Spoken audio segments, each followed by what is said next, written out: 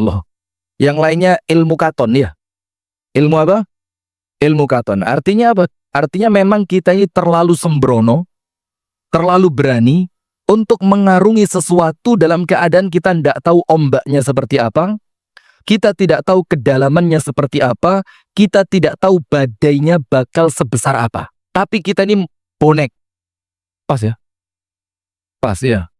Kita ini bonek, sing penting maju. Padahal modal orang itu menikah bukan cuma niat, bukan cuma nekat. Tapi dia mengerti apa yang harus dijalankan di dalam rumah tangganya. Maka apabila Allah menginginkan kita baik, Allah dekatkan dengan majelis semacam ini. Alhamdulillah. Saya awali dengan satu cerita. Cerita ini dari satu sahabat Nabi yang mulia yang bernama Abu Dzar Al-Ghifari radhiyallahu taala anhu. Abu Dzar Al-Ghifari ini banyak sekali dipuji oleh Nabi Muhammad, banyak. Karena kecintaan Nabi Muhammad kepada Abu Dzar. Suatu hari Nabi Muhammad mengatakan tentang Abu Dzar, tidaklah ada yang dinaungi oleh langit dan berjalan di atas bumi afsahu lahjatin min Abi Dzar, yang ketika ngomong itu lebih fasih dibandingkan Abu Dzar. Tidak ada. Di bawah langit, di atas bumi, tidak ada yang lebih fasih dibandingkan Abu Dzar Al-Ghifari. Dan Abu Dzar ini salah satu di antara sahabat Nabi yang menikahnya cukup telat. Menikahnya telat. Karena nikah itu bukan masalah cepat atau lambat, tapi nikah itu masalah siap. Masalah apa? Siap. Jadi, tidak ada aib kalau antum terlambat menikah karena memang antum merasa belum cukup ilmunya, belum cukup persiapannya, belum cukup kematangannya. Tidak apa-apa. Daripada antum zalim. Zalim kepada siapa? Kepada pasangan, kepada mertua, kepada calon anak. Maka itulah kenapa ada cerita Umar dilapori seorang laki-laki tentang anaknya yang durhaka. Faham semua kan ceritanya? Terus ditanya sama Umar, bagaimana durhakanya anakmu? Kalau dipanggil, tidak mau datang. Kalau diajak berbicara, bahasanya tinggi, nyentak. Kalau diperintah, tidak mau nurut. Sama Umar dipanggil anak itu. Umar tanya, kamu dilaporkan oleh bapakmu katanya kamu durhaka. Anaknya tanya, durhaka itu apa? Dipanggil nggak mau datang, diajak berbicara nadamu tinggi, dan kalau diperintah engkau tidak mau melakukan. Kata anaknya, ajal, betul itu saya. Umar tanya, kenapa kamu tidak merasa aneh dengan perbuatan itu? Dibilang Umar, kalaulah itu dibilang kesalahan, maka orang tuaku bersalah terlebih dahulu sebelum aku bersalah kepadanya. Ditanya, apa kewajiban orang tua kepada anak? Kata Umar ada 3. Nomor 1, dipilihkan ibu yang baik.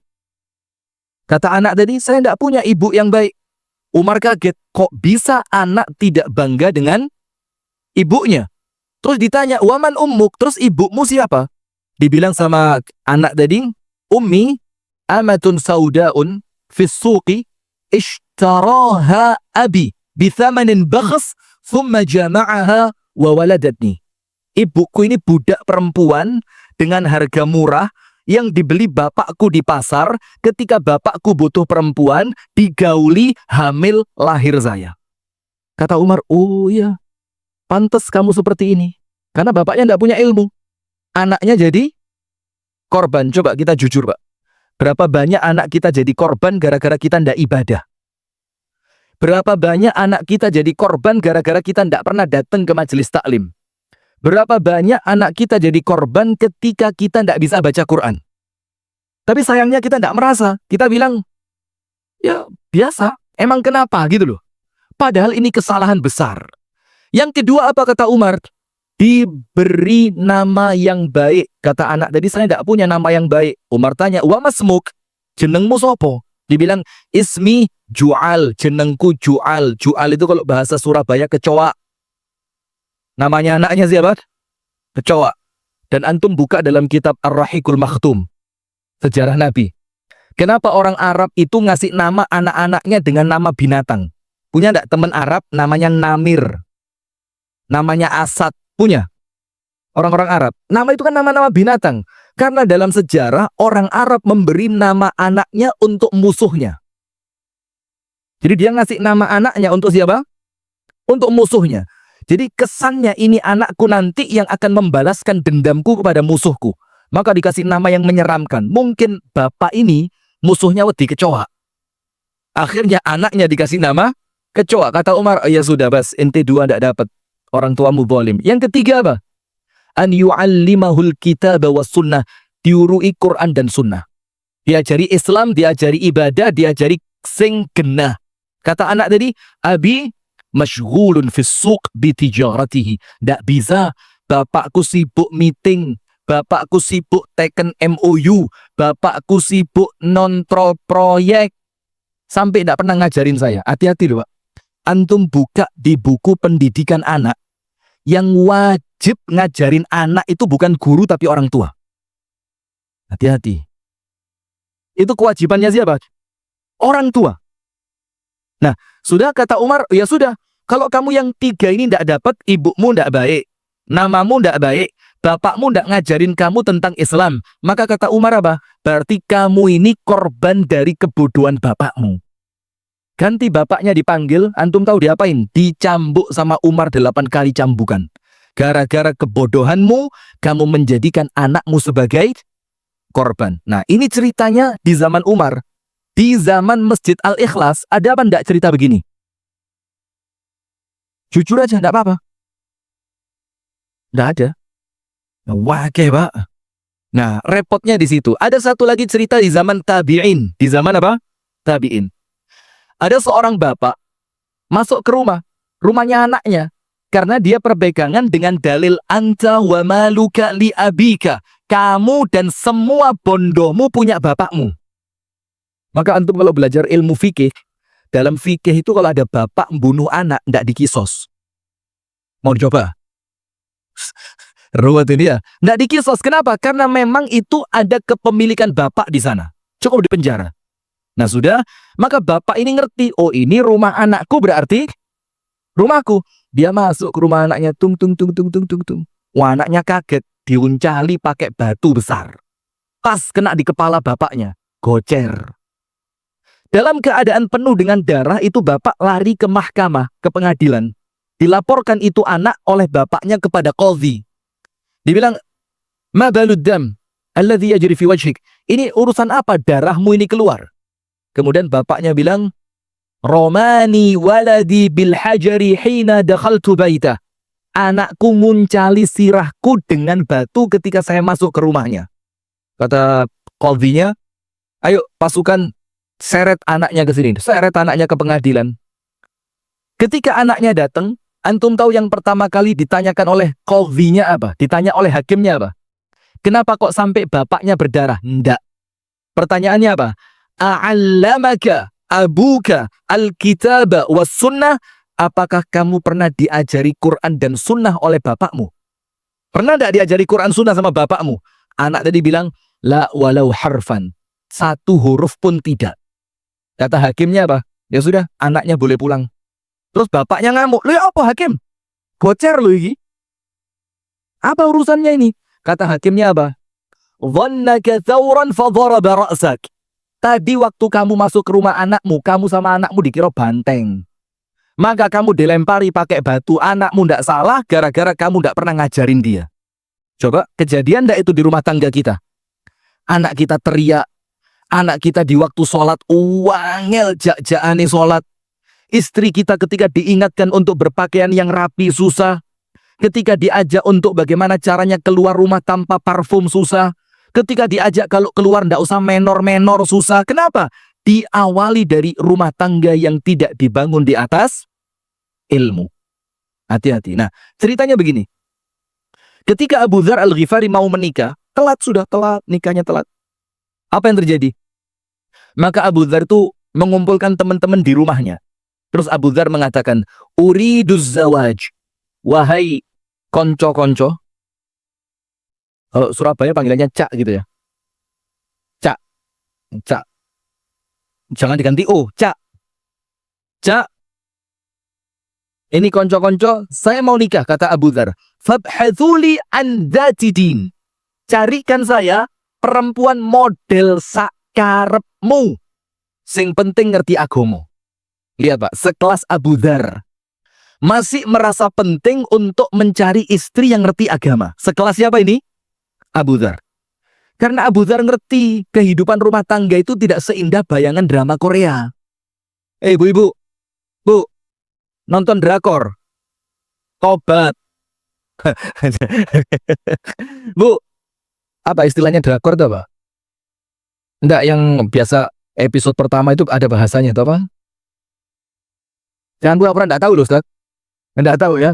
Nah, ini karena Abu Dzar ngerti rumah tangga itu tidak seindah sinetron. Maka Abu Dzar tahu gelombangnya bakal besar, ujiannya bakal banyak, kesabarannya pasti diuji, didik anaknya pasti berat. Maka Abu Dzar cari siapa yang meringankan itu untukku. Cari perempuan modele bebas, sing penting ngerti agomo. Kalau kita dibalik, agomone bebas, yang penting ayu. Ya, agomone bebas, yang penting soge. Mau dari mana baiknya rumah tangga kita ini? Uang rumah tangga dunia berapa lama sih paling? Ayo, berapa lama paling? Sementara itu kalau kita pindah ke akhirat untuk selama-lamanya. Saklawasi urip, tidak ada mati setelah itu. Sudah. Maka Abu Dzar bilang, carikan untukku seorang perempuan yang mengerti agama. Temennya ngetes, tidak serius. Ngomong apa? Ya Aba Dzarrin, innali amah sauda dzatudin. Abu Dzar, kalau omonganmu benar, saya punya. Kata temennya. Seorang budak perempuan berkulit hitam. Dan mohon maaf ya, kalau ngomong budak, jangan bayangkan perawan. Tidak ada. Tidak ada. Dan itu di zamannya bukan aib. Karena budak itu halal digauli oleh siapa? Oleh majikannya, oleh tuannya. Maka ketika dibilang amah, perempuan yang seorang budak, maka jangan bayangkan dia masih gadis. Tidak. Dalam keadaan dia adalah seorang budak, plus kulitnya hitam, tapi ngerti agama. Antum tahu apa kata Abu Dzar? Uriduha. Zawijni minha. Saya mau sama dia. Belum, tidak pakai nazor. Tidak pakai PDKT, pacaran 15 tahun. Tidak pakai. Langsung pokok ngerti agama, uriduha. Nikahkan saya sama dia. Saya mau sama dia. Tidak pakai nazor, Pak. Karena apa? Ini menunjukkan Abu Dzar menunjukkan rumah tangga itu yang penting agomone. Lihat perempuan kata Rasulullah dinikahi karena berapa perkara? 4. Bukan nikah 4 perempuan, bukan, jangan salah paham. Nanti berarti yang satu kaya, yang satu cantik, yang satu turunannya apik, yang situ ngerti agomo. Berarti papat Ustadz, ngawur. Ini cara menafsirkan orang yang ngebet ya begini.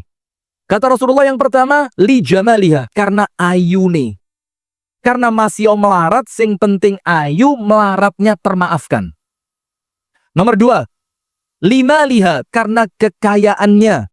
Sing penting soge, leo titik, iso dioplas. Kalau mereka yang tidak ngerti, suntik skincare, suntik pemutih, hidungnya dipasangi Pinocchio lah, lihat. Subhanallah. Yang ketiga, karena hasab. Hasab itu bukan nasab, beda. Kalau nasab itu bapaknya siapa, bapaknya bapak siapa, bapaknya bapak-bapak siapa. Itu nasab. Kalau hasab itu artinya kecondongan keluarga ini ke arah mana. Itu namanya hasab. Ada keluarga kecondongannya dagang, ada. Ada keluarga kecondongannya jadi politikus, ada. Ada keluarga kecondongannya masjid, ada. Maka sama Nabi disuruh lihat kecondongan agama itu, keluarga itu ke arah mana. Dan yang terakhir, karena agamanya. Dan untuk ngomong agama, Nabi Muhammad bilang apa? Fadfar bidzatiddin taribat siadak. Fadfar, antum tahu arti bahasa Arabnya, arti tekstualnya. Kalau pilihlah, fakhtar, itu pilihlah. Atau fab'ath, carilah. Tapi Nabi Muhammad mengatakan fadfar, dhofar itu artinya menang. Ketika Nabi Muhammad mengatakan fadfar bidzatiddin, artinya apa? Menangkan perempuan yang ngerti agama. Kenapa bahasanya menangkan? Seakan-akan perempuan yang ngerti agama itu diperebutkan banyak orang, dan kalau panjenengan yang dapat, maka panjenengan pemenangnya. Jadi digerebutan. Soge gak ngefek, Pak. Gak ngefek. Antum lihat berapa banyak artis-artis soge-soge. Yo selingkuh, yo cerai, yo KDRT. Na'udzubillah a'azzanallahu wa iyyakum ajma'in. Dan Rasul mengatakan pilih yang ngerti agama, maka tanganmu selamat. Tanganmu selamat artinya apa? Ringan tanggung jawabmu kelak di hadapan Allah. Untuk laki-laki Rasulullah mengatakan idza ja'akum man tardawna dinahu wa khuluquhu fazawwiju. Kalau datang ke rumah kalian seorang laki-laki niat ngelamar anak gadis kalian, laki-laki itu agamane api. Agamane api artinya apa? Agamane api, rukun Islamnya bagus, ndak pernah kelihatan ninggal sholat, ndak pernah kelihatan ninggal poso. Itu cukup. Ojo terlalu teliti. Mau cari di mana Anda? Ndak ketemu malaikat di Surabaya, ndak ketemu. Yang penting ketok sholate genah, posone genah, ngaji yo iso. Wa khuluquh, dan baik akhlaknya. Apa standar baik akhlak itu apa? Tidak pernah kelihatan cacat secara budi pekerti. Gak tahu ketok mabuk ning ngarepe wong akeh. Kalau sembunyi itu urusannya Allah ya, kita ndak perlu mengkorek sampai dalam. Ndak pernah kelihatan konangan berzina, ndak pernah kelihatan mencuri. Jadi tidak pernah kelihatan cacat secara moral. Apa kata Rasulullah kalau datang laki-laki semacam itu? Fazawiju. PN dadi mantumu aja ditolak. Kalau ndak diterima, takun fitnatun fil ardi wa fasadun kabir. Kalau laki-laki baik ndak diterima dadi mantu, efeknya berat. Akan terjadi fitnah di muka bumi, kerusakan. Akan terjadi fitnah di muka bumi dan kerusakan yang besar. Saya mau tanya, apa urusannya wong lanang api gak dipek mantu kok urusannya berlanjut sampai fitnah dan rusaknya bumi? Kenapa? Karena al-irqa dassas, getih gak iso diapusi. Iki anake sopo, turunane sopo, bapak api opo elek, mesti kelihatan dari siapa? Anaknya. Maka kalau ada anak mbuwetik, wangel dituturi, panjenengan tanya, anaknya sopo sih? Nyebut satu nama. Oh alah yo pantes. Pernah begitu ndak? Anaknya sopo saiki? Disebut nama ibunya. Oh alah yo gak salah lek anake wong iku, ya ndak? Nah maka kalau sampai orang baik ndak diterima, keturunan baik itu akan hilang. Nah sudah, maka Abu Dzar milih perempuan tadi. Welek a'azzanallahu wa iyyakum. Bukan berarti kita meremehkan sahabat, tapi kemudian kita mau menceritakan seperti apa kisahnya di zaman itu. Sudah. Teman-temannya kaget. Loh, hada jid wala hazal. Iki serius apa guyon Abu Dzar ini? Ternyata Abu Dzar serius. Nggak lama setelah hari itu nikah Abu Dzar dengan budak perempuan hitam tadi. Apa yang terjadi? Setelah jalan setahun, jalan 2 tahun, temen yang kemarin mengusulkan perempuan itu untuk dinikahi oleh Abu Dzar balik ke rumahnya Abu Dzar, geruduk balik. Mertamu itu bahasa Inggrisnya apa ya? Visiting.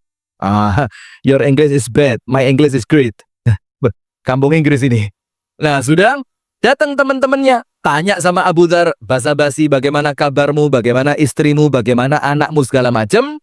Ditambahi sama temennya, ya Abu Dzarrin, ama turidul hasna, gak kepingin ta rabi mbek wong wedok sing unyu-unyu gitu. Sing rodok pantes didelok, sing rodok ayu, kulite api, wajahnya bersih, orangnya cantik, ndak kepingin ta? Abu Dzar langsung nyekak. Skak, mat. Skak, mat. Apa kata Abu Dzar? Saya tahu maksud kalian ini.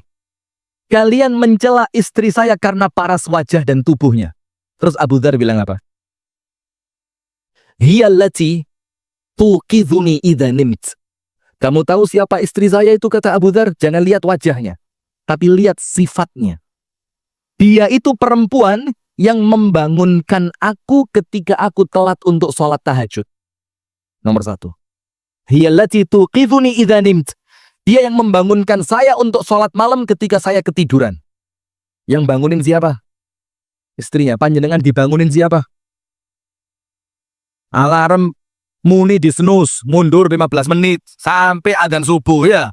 Mundur, tunda. Ini yang ketawa pengalaman KB ini ketoro. Alarm wis muni ditunda 10 menit, 15 menit. Subhanallah, la haula wala quwata illa billah. Nomor 1. Hiyallati tuqidhuni idza nimt. Dia yang membangunkan saya ketika saya tidur untuk tahajud. Nomor 2. Wa hiya allati tusyajji'uni idza kasult. Itu perempuan yang nyemangati saya kalau saya lagi males. Kita enggak, kita sebaliknya ngelihat istri langsung moodnya hilang. Males lapo-lapo ya. Ini perempuan yang kalian hina. Ini perempuan yang senantiasa menyemangati aku, membangkitkan semangatku, meningkatkan kemauanku untuk ibadah ketika aku sedang malas. Nomor 2. Nomor 3. Wa hiya allati tudzakkiruni idza nasit. Dan itu perempuan dengan agamanya, dia yang mengingatkan aku ketika aku sedang lupa. Terus ditutup sama Abu Dzar apa?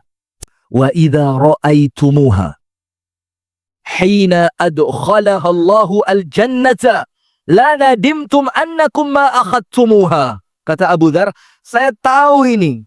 Nanti kalau kalian lihat kecantikan istri saya yang kalian cela sekarang, ketika Allah masukkan dia ke dalam surga, maka kalian akan menyesal kenapa dulu bukan kalian yang menikahi dia. Coba ini sekelas Abu Dzar. Nah, bagaimana dengan abu-abu ini?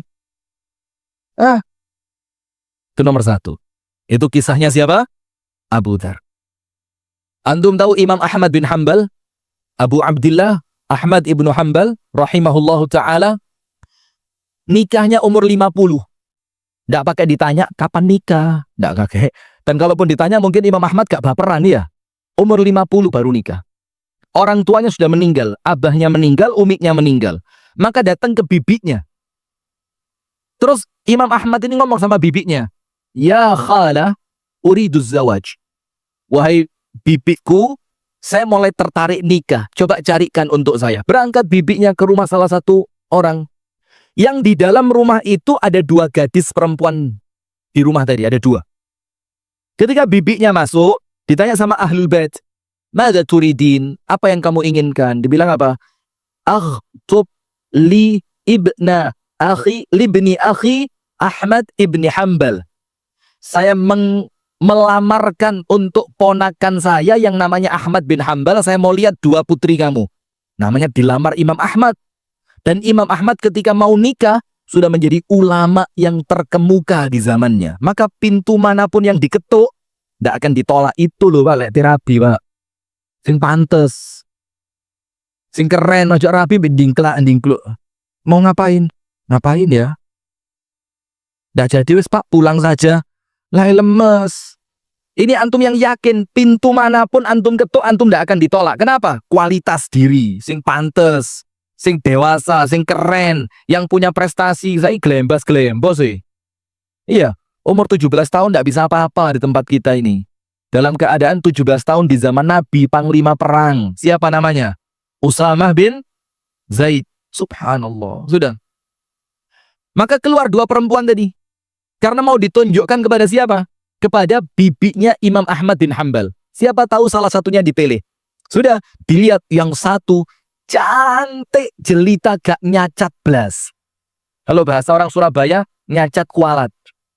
Mulai rambut, wajah, kulit, tinggi badan, semuanya perfect. Wayu pol.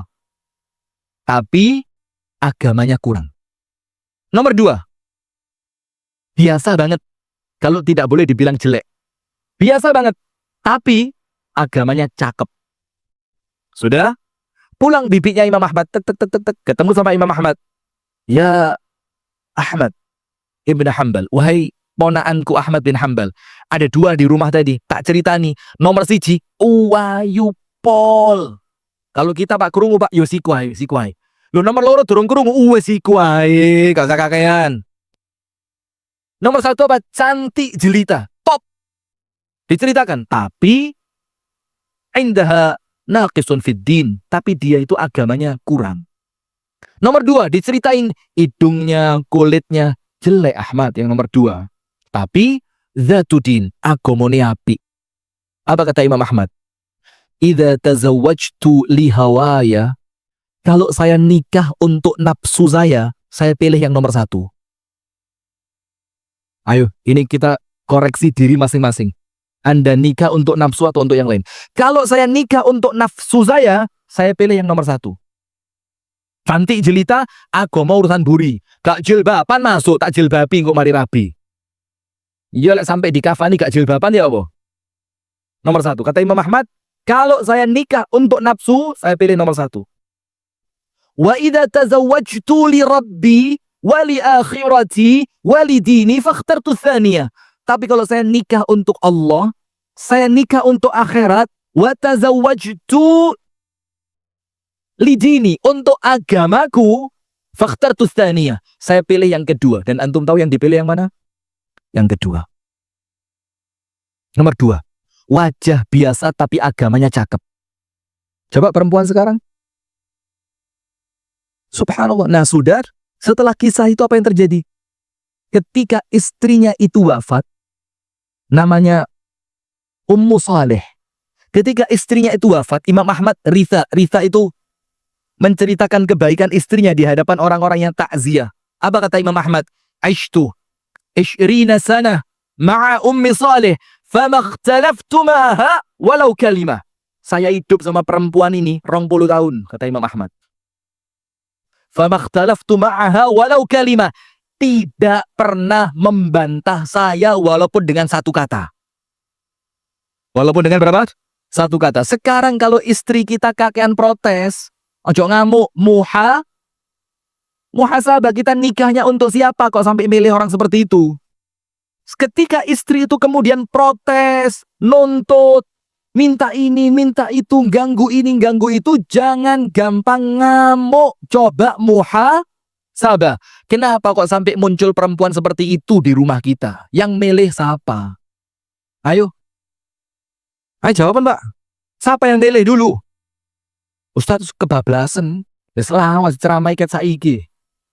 Maka kata Imam Ahmad, karena saya pilih agamanya, dan saya menikah untuk Allah, saya menikah untuk akhirat, saya menikah untuk agama Allah, maka Allah membalas untuk saya dengan apa? Hidup 20 tahun.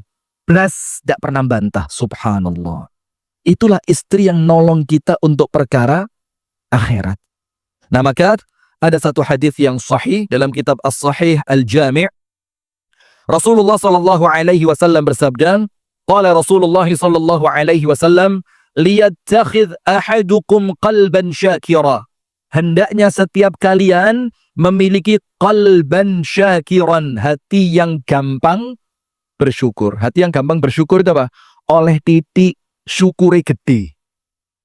Tidak seperti kita, oleh gede syukure. Kenapa kita ini mendapatkan perkara besar kok syukurnya kecil? Karena perkara besar itu sudah biasa kita dapat. Karena keinginan kita terlalu besar sampai oleh sing gede kesannya.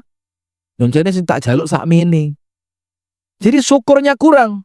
Sementara qalban syakiran itu oleh titik syukurnya gede. Jadi jangan terlalu tinggi angan-angan. Antum tahu tinggi angan-angan itu penyakit yang dilemparkan siapa ke dalam hati kita? Setan. Setan itu membisiki kita tulul amal. Tulul amal itu panjang angan-angan, panjang cita-cita, dianggap umure sik dawa. Itu namanya tulul amal. Ada orang kerja, belani ninggal anak, ninggal istri, harapan hasil kerjanya untuk nyenengno anak, nyenengno istri, ketika dia pulang istri sama anaknya mati kena bencana. Ada yang sebaliknya, dia rela ninggal anak, ninggal istri, tidak sempat menikmati hasil orangnya mati duluan. Karena nikmat itu cuma dua. Kalau bukan Anda yang meninggalkannya, Anda yang ditinggalkan olehnya. Tinggal pilih mau yang mana. Nah sudah, maka oleh Rasulullah diingetin, wis talah, goleo ati sing gampang syukur. Oleh titik wis seneng. Sing penting cukup wis api. Yang kedua, walisanan dzakiran. Dan hendaknya kalian memiliki lisan yang apa? Enteng zikir. Lisan ini penting. Dan ini mempengaruhi kesolihan anak. Maka disebutkan dalam ayat Quran, Anda nanti buka surat An-Nisa ayat 9. Dikatakan di sana apa? Hendaknya merasa takut orang-orang yang meninggalkan di belakang mereka generasi yang lemah. Lemah iman, lemah fisik, lemah finansial. Terus ketika mereka mulai khawatir anak turun mereka lemah, Allah kasih dua cara biar selamat. Apa caranya? Falyattaqullah wal yaqulu qawlan sadida. Maka syaratnya dua biar anak turun kita itu baik. Nomor satu, hendaknya kalian bertakwa kepada Allah dan ucapkan ucapan yang baik. Jadi ucapan yang baik ataupun zikir itu mempengaruhi kesolihan anak kita, mempengaruhi kebaikan rumah tangga kita. Maka sama Nabi dicampur tiga ini. Nomor satu, hatinya gampang bersyukur. Tidak harus punya rumah yang besar, tidak harus punya mobil yang mewah, tidak harus makanannya tiap hari lezat, tidak harus rekreasi sampai ke KL. Cukup diajak nang Masjid Al-Ikhlas tok seneng. Masya Allah. Antum kalau punya istri kayak gitu Pak, Masya Allah Pak. Pengiritan Pak. Sudah. Yang kedua, walisanan dzakiran. Hati yang bersyukur, lisan yang berzikir. Yang terakhir apa? Wa zaujatan mu'minatan tu'inuhu ala amril akhirah. Disuruh nyari istri beriman, bukan nolong jualan online. Bukan nolong buka online shop. Tapi apa? Tu'inuhu ala amril akhirah, yang nolong kamu sebagai suami untuk urusan akhirat. Itu yang sama Rasul disuruh tiga loh. Hatinya bersyukur, lisannya berzikir, istrinya nulungi akhirat. Seperti istrinya siapa tadi? Abu Dzar. Ngugah lek keturun, ngiling nolek pas lali, nyemangati lek pas males. Itu yang sama Nabi disuruh. Maka antum tahu istrinya para salaf zaman dulu, generasi sahabat, tabi'in, tabi'ut tabi'in. Kalau kalau suami mau berangkat kerja, istri itu nganter sampai pintu rumah, betul tidak? Bukan suaminya mau berangkat kerja, istrinya masih tidur. Ini ditalkin menisan lah wis. Bisi on deku pinggir. La ilaha illallah. Ini tidurnya sudah seperti orang. Sudah diantar sampai pintu. Kemudian di depan pintu suaminya dibisii. Mas, cari yang halal mas. Carilah yang halal. Kalau dapat, alhamdulillah. Kalau tidak dapat, tidak apa-apa mas. Saya bisa tidak makan sama anak-anak. Sehari tidak apa-apa. 2 hari kuat. 3 hari masih kuat mas kalau sampean tidak dapat uang halal mas. Tapi kalau sampean bawa pulang harta yang haram mas, saya tidak kuat masuk neraka walaupun sebentar mas. Ojo mas, lihat. Jadi kalau suami mau berangkat kerja, istrinya ngomong begitu pak, tidak ada cerita ngoplos pertamak dengan pertalit, tidak ada pak. Tidak ada cerita itu, tidak ono. Tidak ada cerita sampai nyolong tambang timah sampai 300 triliun lebih. Saking besarnya 300 triliun, Pak. Kalau sekarang ada cerita korupsi 2M, kita ngomong cili eram. Gara-gara dikejutkan dengan apa? 300 T. Itu duit apa kresek, apa kertas, apa koran itu. Bayangin 300 T loh, Pak. Tidak bisa bayangin. Tidak bisa bayangin Anda. Duit gede ini. Maka terkadang orang itu terobsesi untuk cari yang haram. Terkadang. Dorongannya siapa? Nah, terkadang. Jangan keras-keras, Pak. Ngamuk nanti, Pak. Itu minuman botol bisa lempar ke depan itu. Bisa demo pas Israel-Palestina itu. Nah, sudah. Kemudian apa? Dia bilang, kalau tidak dapat pun tidak apa-apa. Aku tak sabar. Aku iso poso. Dan kemudian yang berikutnya apa, jemaah? Ketika si suami itu betul-betul tidak dapat, yo diamalkan apa yang dia ucapkan tadi. Ketika suaminya tidak dapat uang dan keadaan pulang kesel, yo gak dilokno store. Kau no mulai. Kau sari ini nang makmu, tidak pakai begitu. Tetap konsisten dia. Tidak apa-apa mas, masuk dipijeti, dibuatkan minuman. Kalau ada sisa makanan diambilkan untuk bisa dimakan malam itu istri yang nolong akhirat. Ibunda Khadijah, tahu Ibunda Khadijah?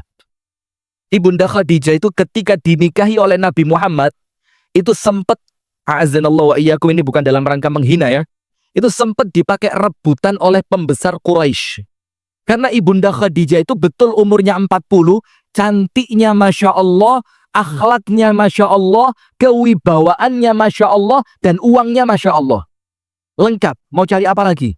Cantik, akhlak baik, kaya, cerdas, pedagang sukses. Nikah sama Nabi.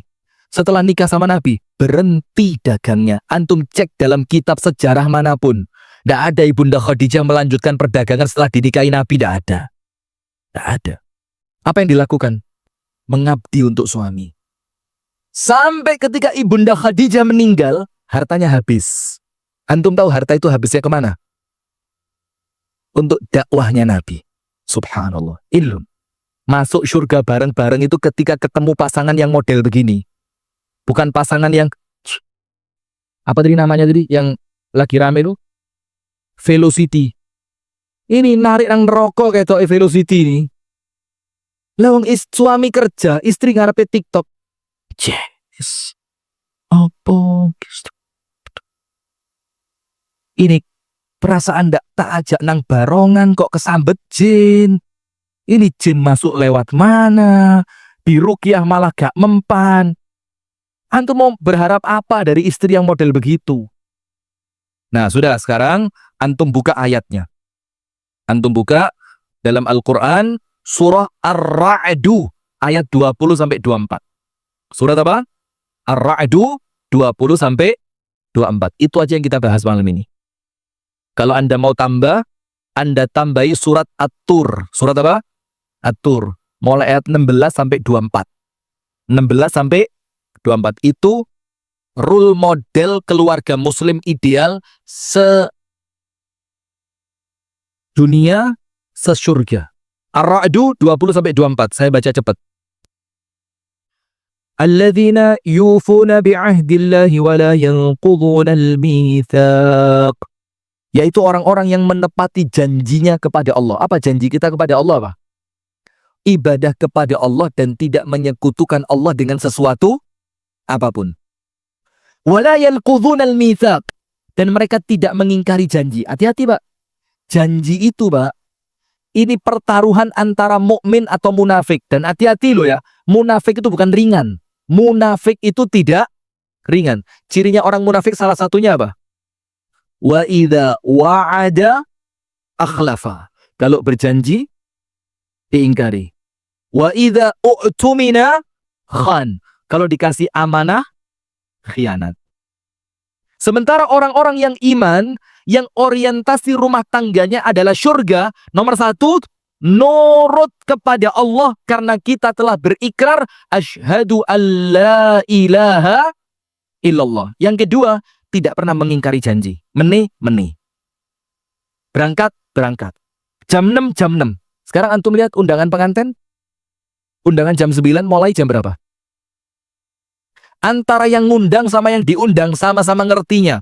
Diundang jam 9 ini ya kira-kira ngerti lah ya, mulai ini 9:30 paling cepat di sana. Sampai Pak KUA-nya pun ngerti. Ini apa namanya kalau bukan munafik coba? Hati-hati jemaah. Yang kedua, walladzina yasiluna ma amarallahu bihi ayyusal. Yaitu orang-orang yang senantiasa menyambung apa-apa yang Allah perintahkan untuk disambung. Tidak pernah mutus yang namanya silaturahim. Qati'ur rahim la yadkhulul jannah. Orang yang mutus silaturahim tidak pantas masuk surga. Hadis Bukhari Muslim. Mau apa Anda? Yang belani musuhan Bik Mase, Adie, Ponaane, Pak Dene.